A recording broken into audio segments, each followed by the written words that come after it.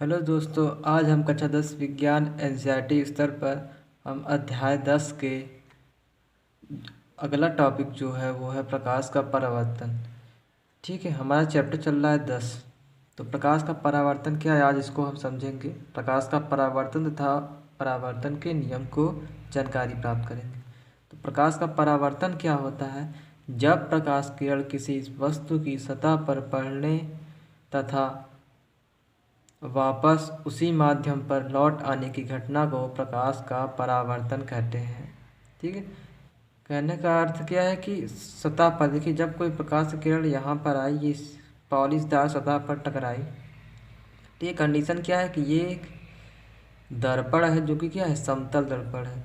ये पॉलिशदार हुआ, ठीक है, इसमें पॉलिश हुआ हुआ। तो ये क्या होगा, ये प्रकाश किरण आई और पुनः उसी माध्यम में वापस लौट गई टकराने के पश्चात।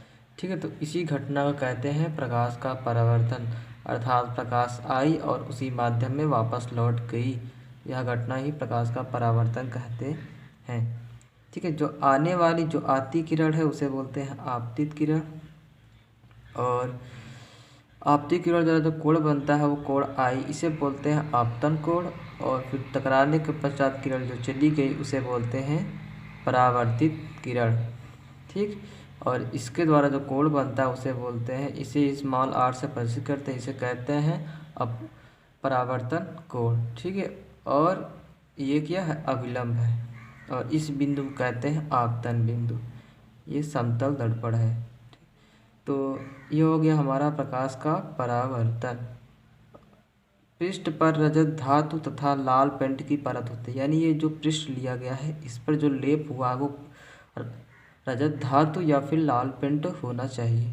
ठीक, अब समझते हैं प्रकाश के परावर्तन के नियम। तो पहला नियम जो परावर्तन का नियम होता है वो होता है आपतित किरण आपतन बिंदु पर खींचा गया अभिलंब। ठीक, आपतन बिंदु पर खींचा गया अभिलंब, देखिए ये आपतित किरण हो गई, आपतन बिंदु पर, ये आपतन बिंदु पर खींचा गया अभिलंब यानी ये एन, तथा परावर्तित किरण यानी ये जो किरण है परावर्तित किरण, तीनों एक ही तल, अर्थात ये देखिए सभी, ये आपतित किरण भी इसी बिंदु पर है, परावर्तित किरण भी इसी बिंदु पर है, अभिलंब भी इसी बिंदु पर है। तो यही पहला नियम होता है कि सभी एक ही तल पर होते हैं। दूसरा जो है परावर्तन के नियम वो है आपतन कोण, यानी ये आई, तथा परावर्तन कोण क्या होते हैं, आपस में बराबर होते हैं, यानी ये जो कोण है इस कोण के बराबर होता है सदैव, अर्थात कोण आई बराबर कोण आर। ठीक है, तो ये है परावर्तन का दूसरा नियम। फिर से एक बार इसका करते हैं। प्रकाश का परावर्तन जो होता है, देखिए कोई प्रकाश आई और पुनः उसी माध्यम वापस लौट गए, तो यह घटना प्रकाश का परावर्तन कहलाती है। ठीक है, आने वाली किरण को आपतित किरण कहते हैं, जाने वाली किरण को परावर्तित किरण। आपतित कोण द्वारा जो कोण बनता है उसे आपतन कोण कहते हैं, और परावर्तित किरण द्वारा जो कोण बनता है उसे कहते हैं परावर्तन कोण। और ये क्या है, अभिलंब। अभिलंब हमेशा लंबवत होता है, और जो दर्पण इसमें लिया गया है वो लिया गया है समतल दर्पण। ठीक है, इस बिंदु को आपतन बिंदु कहते हैं।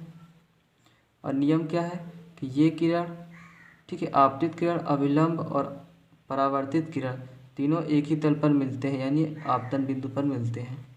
और दूसरा नियम क्या है परावर्तन का, कि आपतन कोण जो होता है वो परावर्तन कोण के बराबर होता है।